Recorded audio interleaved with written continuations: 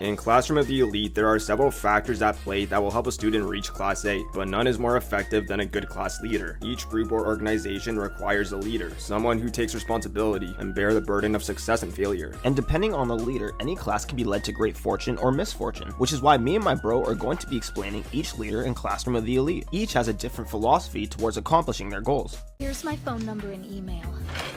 Alright, contact me if you need anything along the way, but don't think you can reach out whenever you want. As the leader of Class D, Suzune Horikita was in the most disadvantageous position, because in order to move up to Class A, Horikita was not only required to fix the defects in her class, but she also had to overcome her own personal struggles, all while dancing in the palm of Ainakoji's hand. But let's be honest, that's the case with everyone, and Suzune is a silver-tongued demon who can verbally eviscerate her enemies. Even Bro is a victim. She's strategy-focused, incredibly intelligent, and absurdly cunning, and once she was able to reflect on her own strengths and weaknesses, she was able to discern the positive and negative qualities of friend and foe. She understands how to set aside personal disagreements for the sake of the greater goal. But I would argue that Horikita's greatest strength as a leader is her resolve. From day one, Horikita has been fighting an uphill battle, and she relentlessly moves onward, striving for Class A. Her ambition and motivation have inspired those around her. And throughout the series, this has distinguished Class D from a class of defects to an actual threat.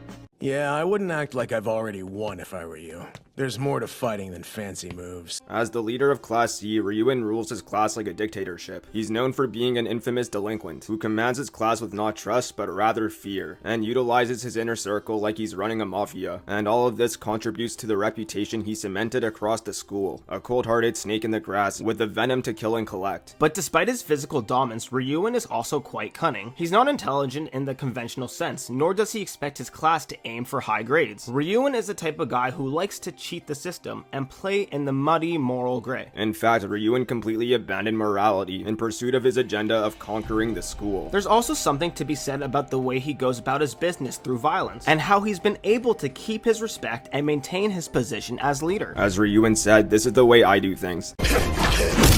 Ichinose, it's hard to confess your feelings.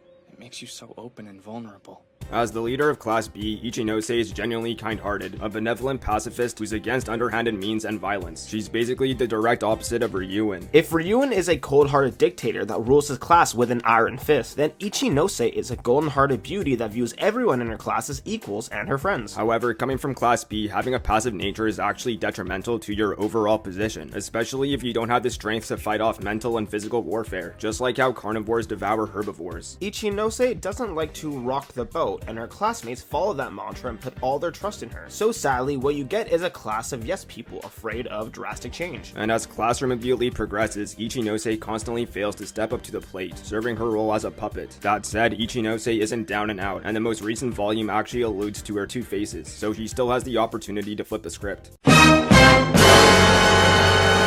Don't worry, I'll make sure to bury you.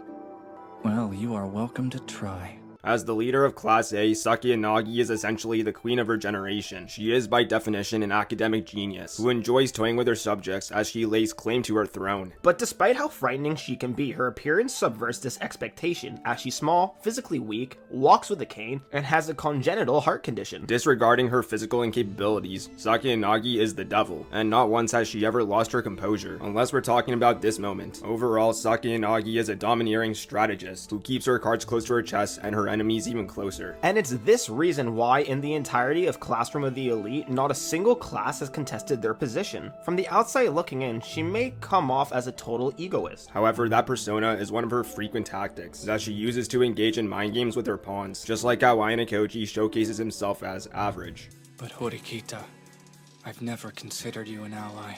Not even for a second. Now with all these class leaders, student council presidents, and teachers, where does Ainakoji stand in this mix? Well, our resident Shadow Hokage is above the system. Ainakoji is honestly more of a teacher to his classmates than a student, and he's fine with pushing extremes to force development. Before him, all his contemporaries are insignificant. He manipulated Horikita into failing both the island exam and the sports festival to showcase her weaknesses so she could grow from her failures. He made Ryuen feel fear, something he never experienced before prior to getting manhandled by Ainakoji. In Ichinose's case, case, bro's just out here playing dodgeball with her emotions, and she too is just another tool he can use. Sakiyanagi is probably the only person who has some semblance of understanding for Ainakoji's nature, and even she's just another weapon he has at his disposal. What you come to realize is that the class leaders are essentially just figureheads dancing to Ainakoji's tune, as he takes on his real threat external to the school, showcasing that the Mad Lad has never actually left the White Room. Line up!